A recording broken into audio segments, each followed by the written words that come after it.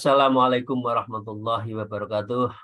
Waalaikumsalam Bismillahirrahmanirrahim. Wassalatu warahmatullahi wassalamu ala rasulillah wa ala alihi wa sahbihi wa mawalah. La khawla wa la quwata illa billah, amma ba'd.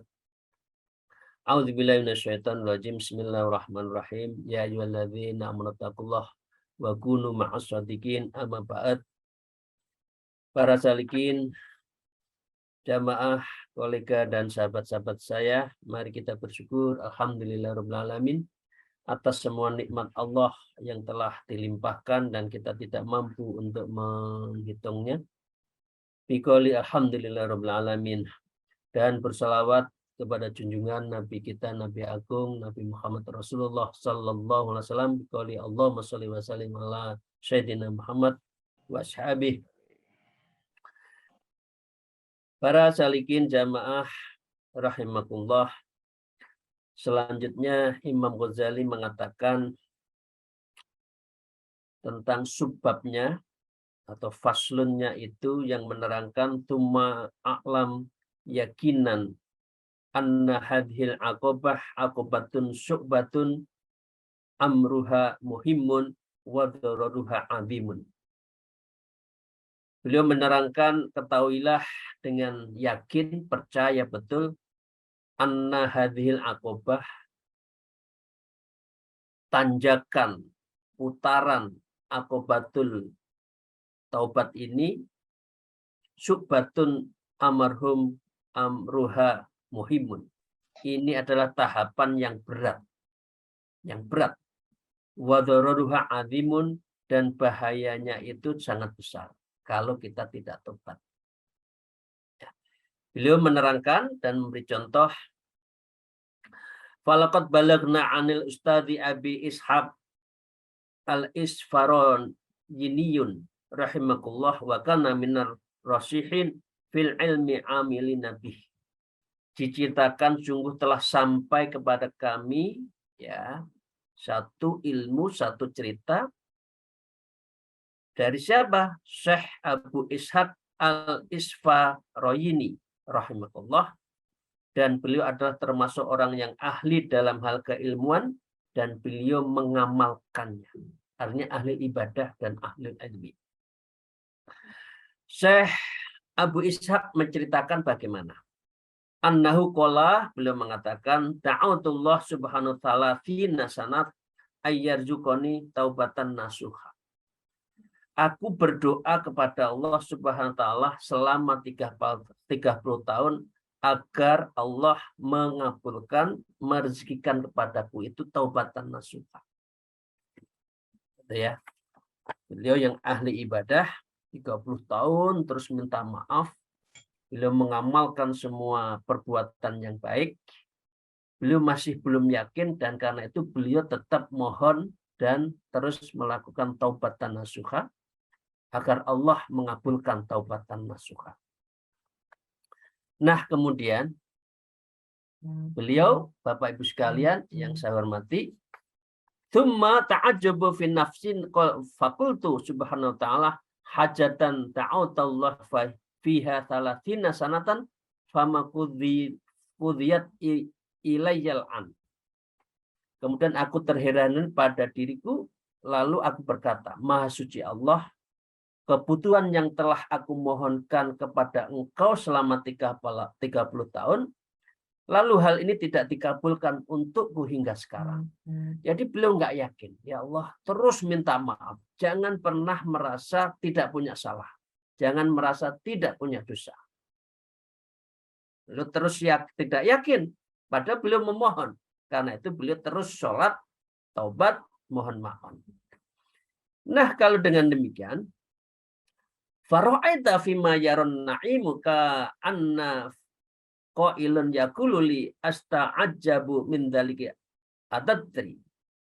Lalu aku melihat ada satu kondisi dengan yang dilihat orang tertidur, seolah-olah seorang berkata kepadaku, ya, madza tas'alullah, innama tas'allah subhanahu ayyuhibbaka.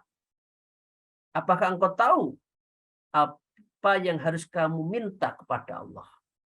Madza tas'alullah. Apakah engkau tahu cara untuk mohon pada Allah. Ya, innama tas'alullah subhanahu ayyuhibbaka. Sesungguhnya engkau harus memohon kepada Allah agar dia mencintaimu. Mahabbah. Jadi ini satu tingkatan di dalam ilmu tasawuf, itu salah satunya ilmu mahabbah. Kalau Allah sudah mencintai kita, maka itu pertanda dosa-dosa kita sudah diampuni. Jadi salah satu yang kita harus raih itu adalah mahabbah dari Allah. Maka dengan demikian, mahabbah itu dilakukan adalah mengapa? Agar Allah itu mencintai.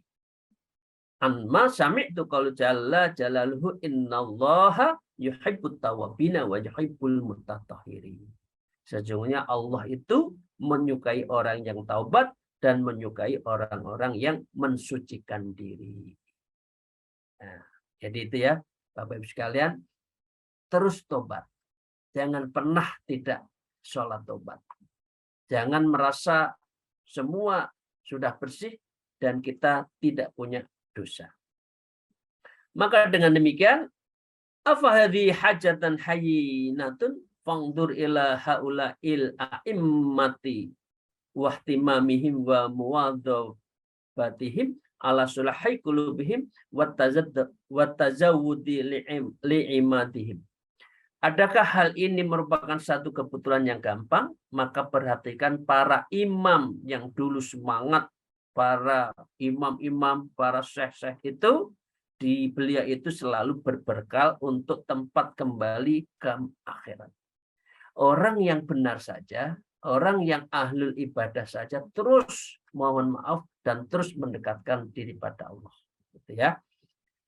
Maka Bapak Ibu sekalian, wa amma dzarurul wal mukhawwifu fi ta'khiri taubah fa inna awwalu dzambin qaswah wa akhiru wa iyadu billah syu'mun wa sikwatun. Ini tolong kita perhatikan. Kalau orang nggak mau tobat bagaimana? Wa amma dzaruru wal mukhawwifu fi ta'khiri taubah. Adapun hal-hal yang paling ditakuti adalah apabila kamu itu fi ta'khir taubah. Mengakhirkan taubat. Merasa tidak punya salah, merasa tidak punya dosa, enggak tobat-tobat. Nah, ini paling bahaya, ya. Karena apa? Fa inna awal dzambin qaswah. Maka kalau orang tidak mau tobat, itu adalah awal dosa itu mengeras. Dosa-dosa keras-keras, hitam-hitam karena tidak segera dibersihkan.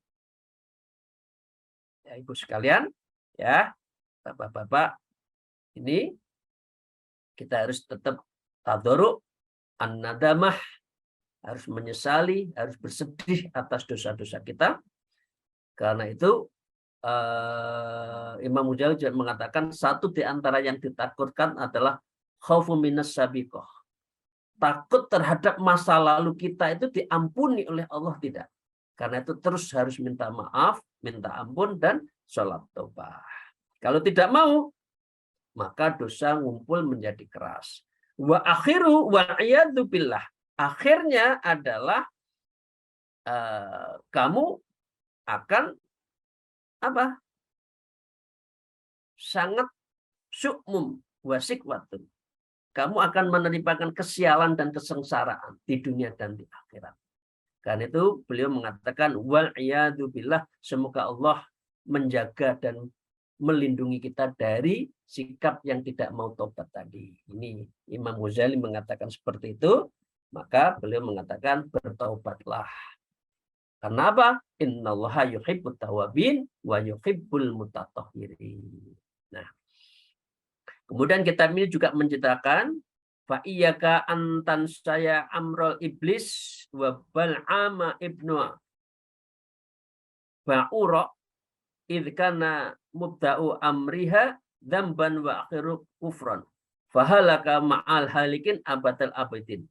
Kemudian ceritakan orang yang tidak mau tobat, orang tidak meminta maaf, itu seperti iblis, ya. Dan beliau adalah seperti halnya Ba'lam bin Ba'ura. Ini cerita.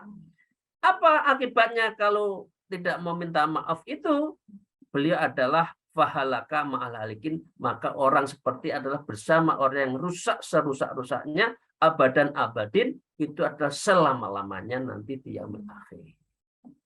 Memangnya kita kuat untuk menerima siksaan di api neraka? Orang kalau sudah di sana tidak ada kematian lagi, disiksa hidup, makan makanan yang duri dan sebagainya, makan, mati, dan kita hidup lagi. Memangnya kita kuat? Kan tidak kuat, karena itu harus minta maaf, minta ampun, dan terus tobat. Maka dengan demikian, fa'aleka rahimakallah bitayyaqudhi wal juhdi.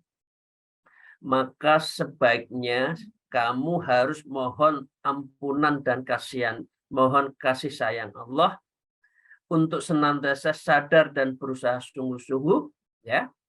Asa an taqla'a min qalbika aroka hadil israr wa tukhallis rokabatak min hadil auzar.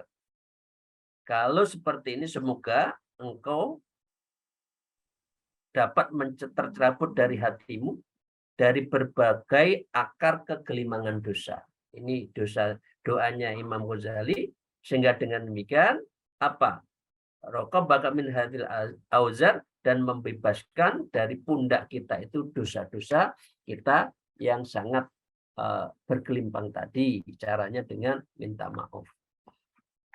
Maka dengan demikian, wala ta'man qasawatul qalbi minadz-dzunub wa ta'mal halal. Dan jika engkau merasa aman terhadap mengerasnya hati akibat dari dosa, maka renungkanlah keadaan dirimu. Artinya harus muhasabah. Jangan merasa kalau sudah taubat, kalau sudah merasa minta maaf, istighfar, kemudian kita pasti diampuni, kemudian kita terledor lagi, kemudian ghaflah lagi, maka kita akan bisa jauh lagi dari Allah. Maka dengan demikian, falaqad qala ba'dus sholihin, sebagaimana yang disampaikan oleh sebagian orang soleh, beliau mengatakan apa? Ini bisa dan biasa kita dengar ya. Inna sawadal qalbi minadz-dzunub. Sesungguhnya gelapnya, hitamnya hati itu dari dosa-dosa. Kalau dosa kita banyak, semakin hati kita gelap. Wa alamatu sawadil qalbi Allah tajida minadz-dzunubi mafza'an. Dan engkau tidak, tandanya ya, dan tanda hitamnya hati adalah engkau tidak menemukan tempat perlindungan dari dosa-dosa. Artinya orang nggak merasa ada dosa. Ya, kalau orang itu hatinya gelap, begini, salah, hatinya gelap, akhirnya tidak merasa dosa. Dan ini ya Allah berat banget.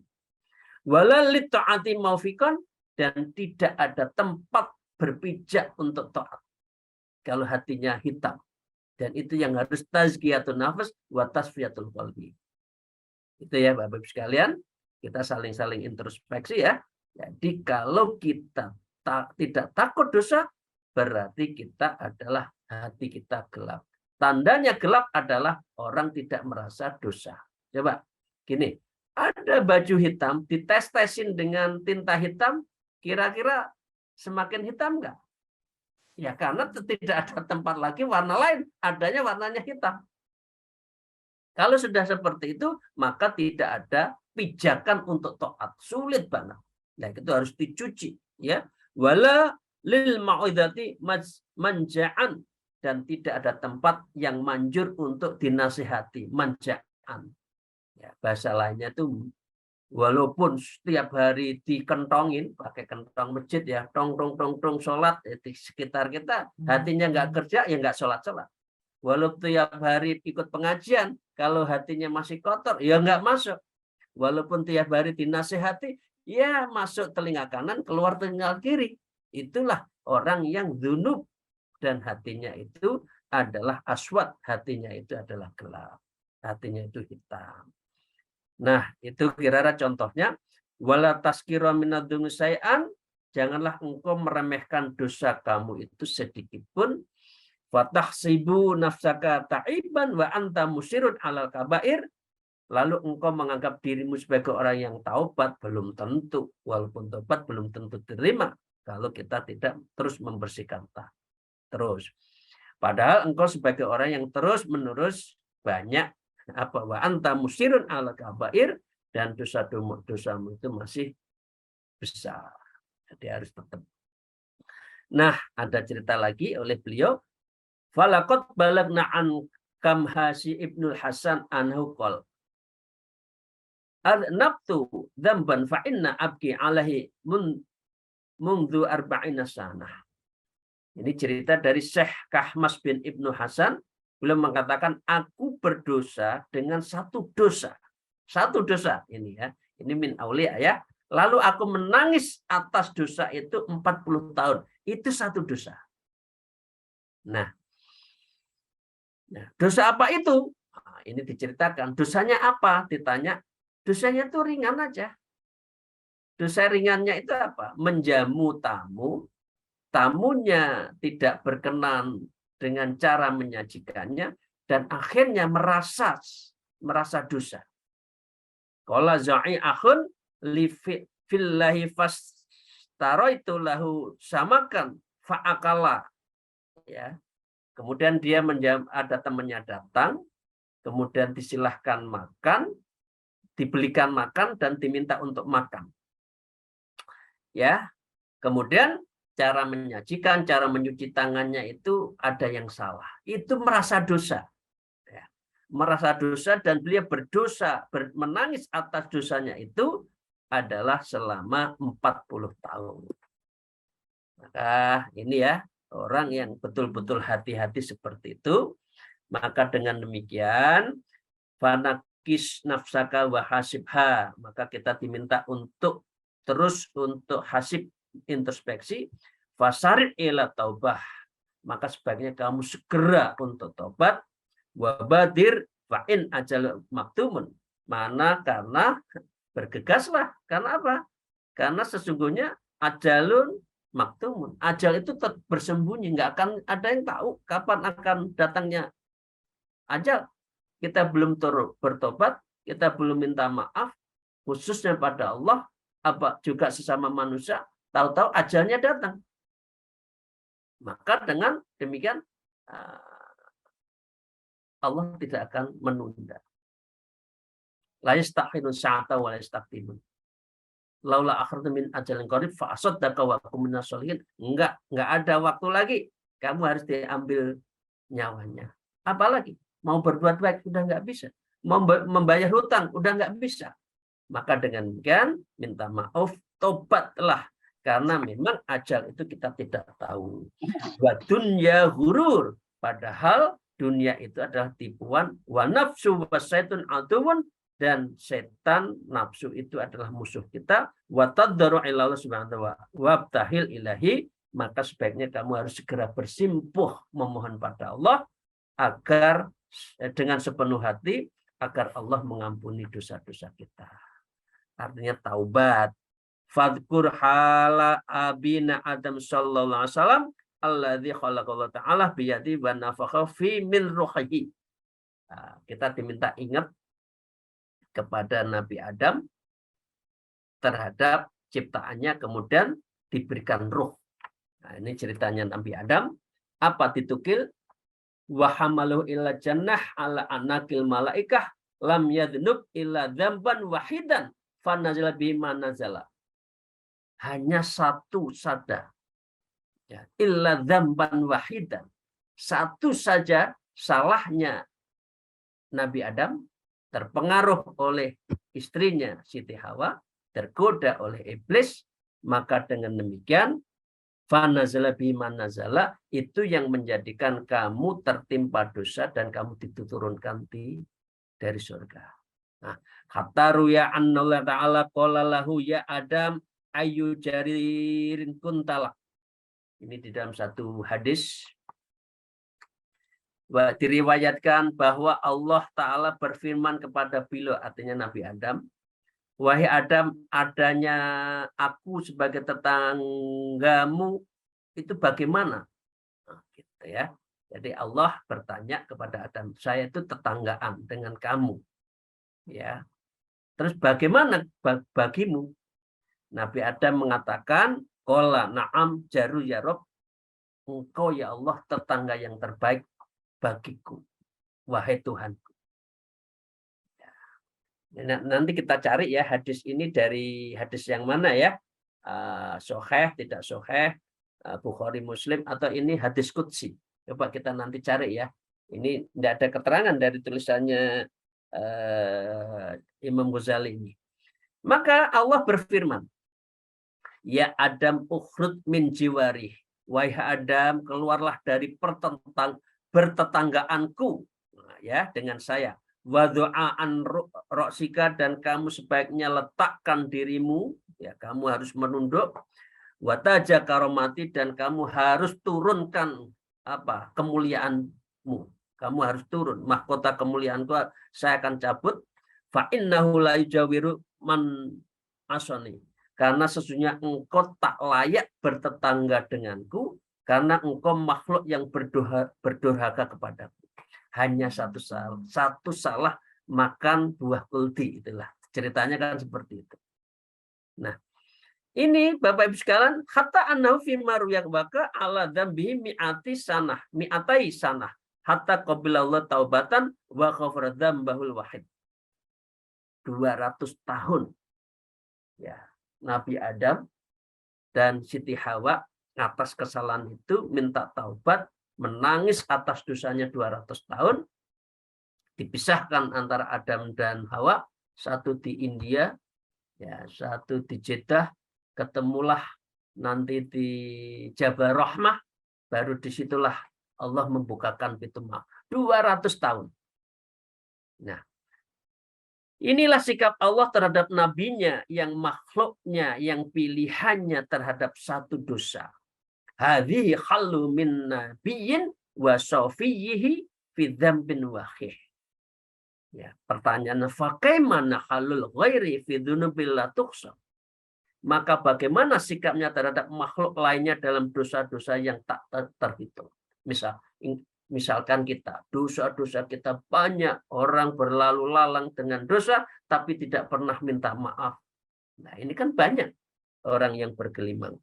Wa hadza tadur'u ta'ibu wabtalahu, dan dia tidak pernah merendahkan dirinya dan tidak mau bertobat dan memohon sepenuhnya dari hatinya kepada Allah.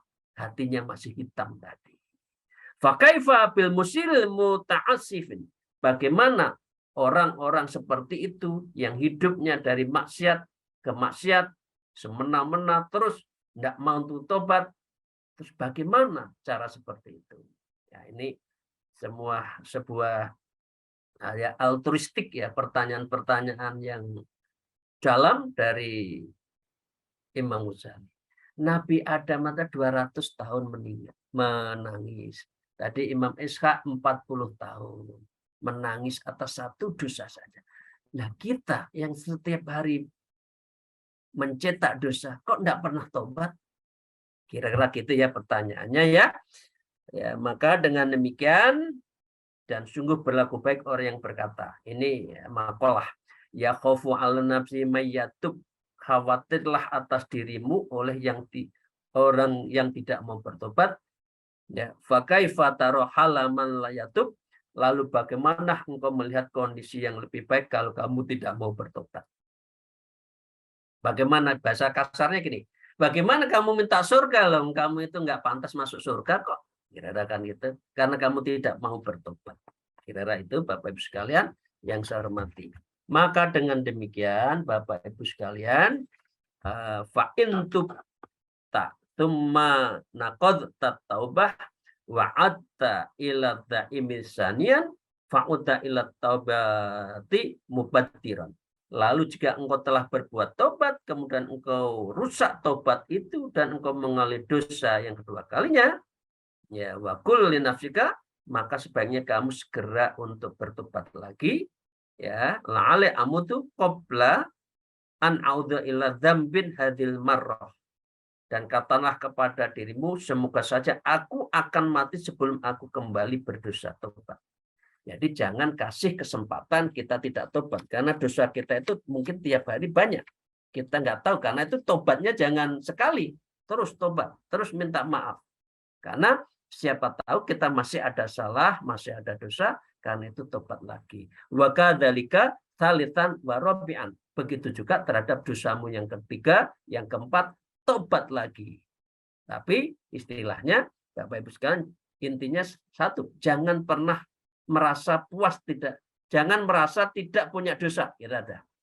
Dan jangan merasa puas tobatnya sudah diterima. Karena itu harus bertobat terus. Wa kama tahadda dzamba wal auda ilaihi khirfatin fatahid taubah aidan wal audati ilaihi khirfatin. Ini penjelasan saja. Kalau kamu itu dosa, kemudian dosa lagi, tobat lagi, tobat lagi, tobat lagi, sehingga dengan demikian tobat itu menjadi apa? Ya, wal auda ilahan khirfatan, dan tobat itu menjadi pekerjaan. Ya, Bapak Ibu sekalian yang sudah suluk, setiap malam taubatan nasuha. Karena taubatan nasuha menjadi bagian dari amalan-amalan yang dianjurkan, dan menjadi di sini disebutkan taubat itu suatu pekerjaan yang harus dilakukan. Memang kita itu tempatnya salah dan dosa, karena itu harus minta maaf.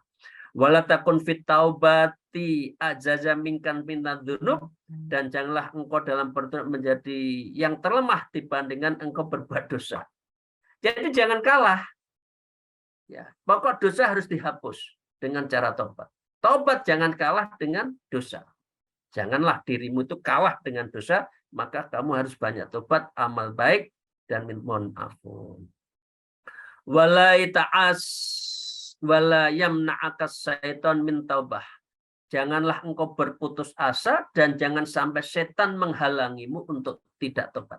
Harus tobat.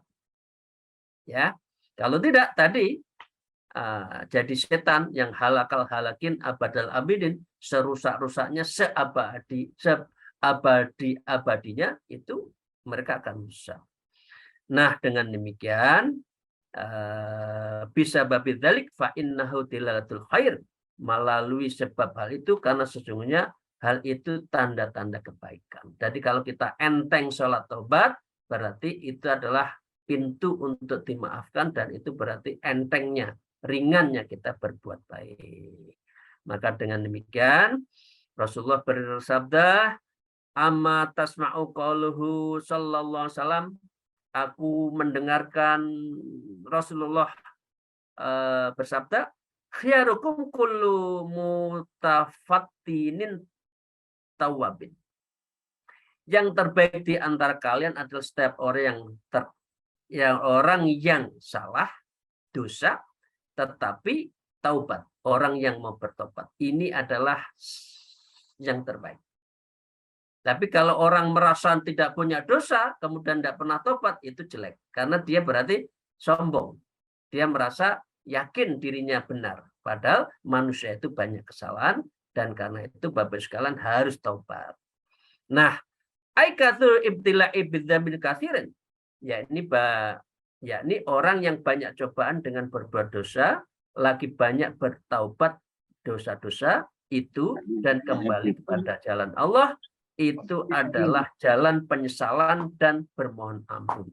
Bin nadamah caranya, wal istighfar. Jadi menyesal dan istighfar itu adalah bagian cara mensucikan Allah. Nah, bab ini ditutup fatadzakkara qaulu subhanahu wa ta'ala, wa may ya'mal su'an ayadlim nafsahu tsumma yastaghfirillah yajidullahu ghafurur rahim.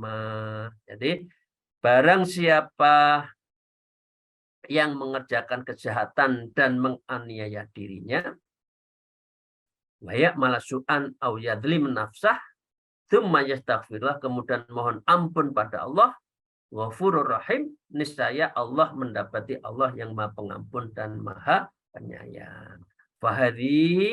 Hadhihi billahi wa taufik. Moga Allah memberikan hidayah dan memberikan pertolongan kepada kita semua. Demikian, terima kasih. Kita sudah ngaji terhadap jenis-jenis dosa, cara bermohon diampuni dosa, dan contoh-contoh cara untuk minta maaf dan bertaubat pada Allah. Semoga Allah meridai dan Allah memberikan futuhul qulub, dibukakan pintu hati kita sehingga kita ringan untuk bertobat dan selalu berbuat baik. Akhirul kalam, alfu minkum, wallahul muwaffiq ila aqwamit thoriq. Wassalamualaikum warahmatullahi wabarakatuh.